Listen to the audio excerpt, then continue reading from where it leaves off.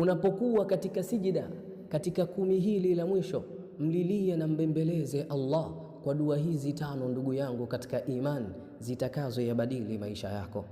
Sawa?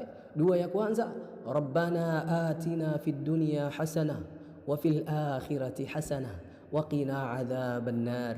Allahu akbar. Ewe Mola wetu, tupatie yale yaliyo mema katika hii dunia na yale yaliyo mema akhira, na utukinge na kutuepusha na moto wa jahannam. Sawa? Dua ya pili, Rabbana hab lana min azwajina wa dhurriyyatina qurrata a'yun waj'alna lilmuttaqina imaman.